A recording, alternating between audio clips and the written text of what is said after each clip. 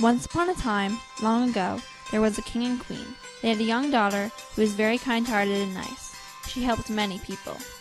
Even though she was very loving, she was constantly filled with sadness, for she was very average-looking. The princess grieved, for she was never able to find a prince to marry her. One day, during her evening stroll, the princess came upon a crow that was tangled in a thorn bush. The crow would soon be dead, for he had long been caught by the bush's grasp.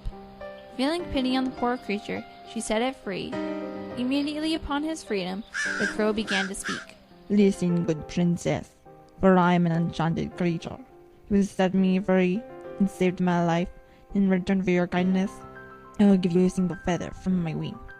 One of my feathers is good for one wish. Hearing this, the princess was filled with great joy and began to dance. She thanked the crow Thank you, fine crow. and watched him as he flew away. What shall I wish for? The princess pondered aloud. Continuing on her walk, with the feather tightly in her hand, she brought the feather close to her face and closed her eyes and began her wish. Feather, feather, black and sleek, hear my wish, I pray and plead. Let your beauty fall on me. Suddenly, the birds began to sing, and in her excitement, the princess ran home to gaze upon her beauty in a mirror.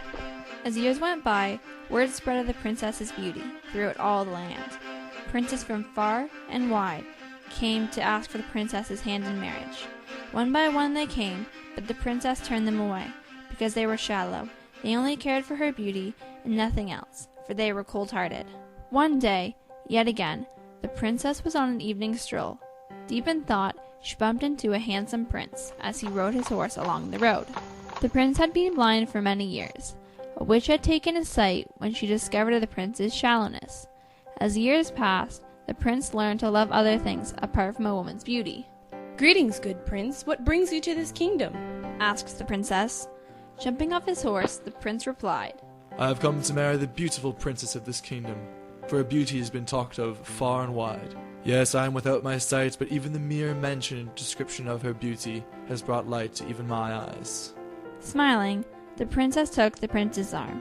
I will lead you your way, but tell me, how have you come so far if you have no sight? My horse, he's very smart and follows directions well. People along the way have helped me. He replied with a dashing smile as they began to walk. And what of your sight? Asked the princess. I lost it many years ago, for I was shallow. He began as he started to tell his interesting tale. That evening, the princess told the prince of her identity, for she had talked with him for many hours and learned of his thoughts and knowledge. The prince was filled with great joy, for the princess was kind-hearted. He asked for her hand in marriage, and the princess happily agreed, because he loved her for who she was, and not for her fake beauty. The prince took the princess to his kingdom, where they married and lived happily ever after for the rest of their lives.